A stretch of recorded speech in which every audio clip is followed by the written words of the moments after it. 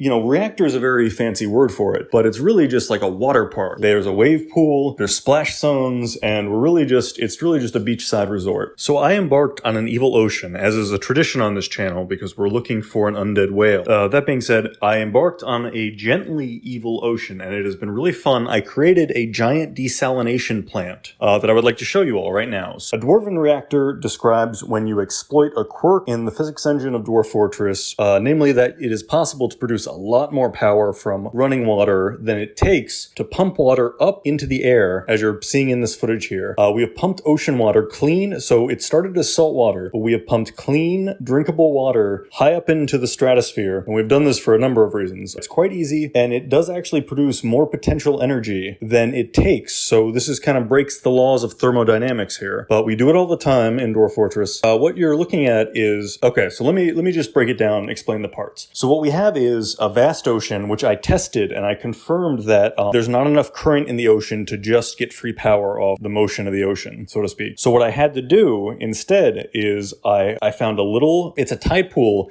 but it's a big one, and it fills so aggressively with ocean water. You'll see, I'll demonstrate it actually in this footage a few times. We pull one lever, and it dumps metric tons. I mean, imagine like a hydraulic press, hammers through about 6 water wheels, that's all we need.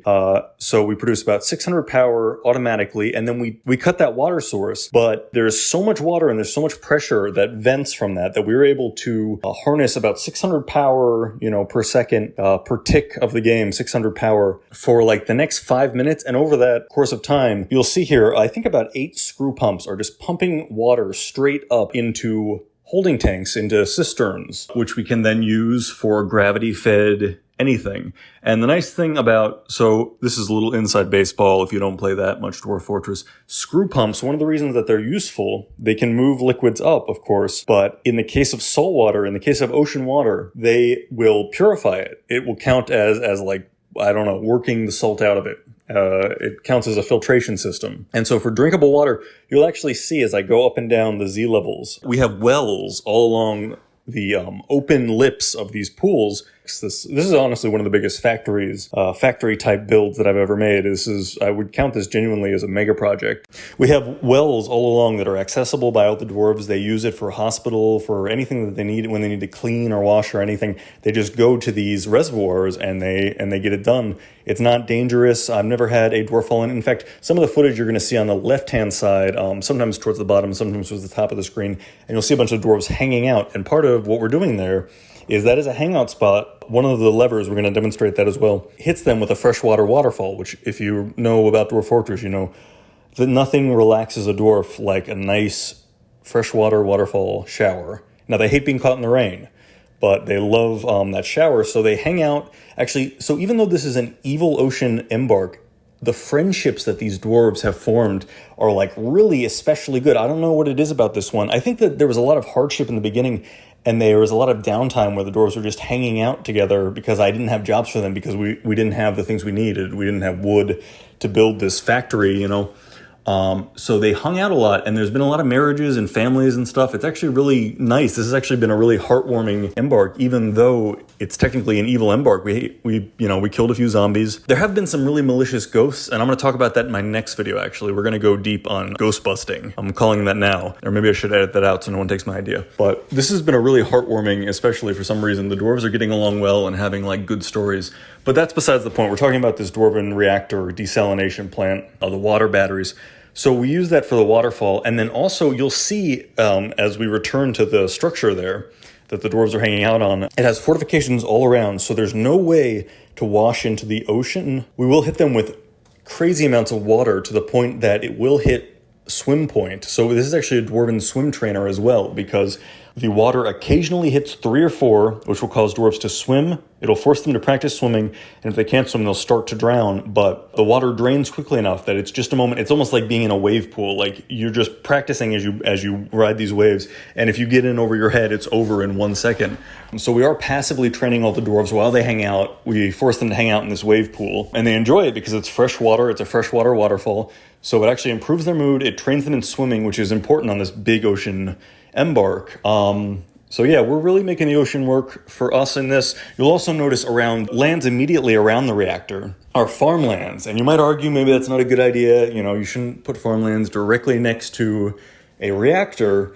But in Dwarf Fortress, it's only good things. And so just screw pumps to make all this magic happen. I realize I might not have explained this already. You're going to build that from your mechanical menu, and you're going to need, I believe, blocks and enormous corkscrews and pipe sections. I think those are the three main components. It'll tell you what you're missing when you try to build one. You just go into your build, like mechanical devices menu, try to build a screw pump. It'll tell you what you're missing. Try to build a screw pump.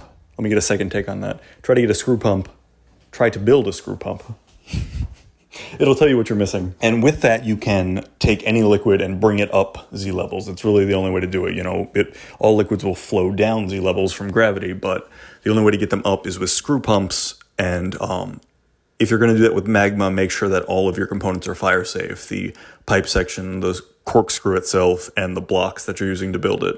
The game will walk you through how to place them once you have all the components. And yeah, you just place it 1 Z level above the surface. So that can be confusing if you're like a first-time player or you haven't practiced. If you haven't practiced placing these before, that can be a little confusing.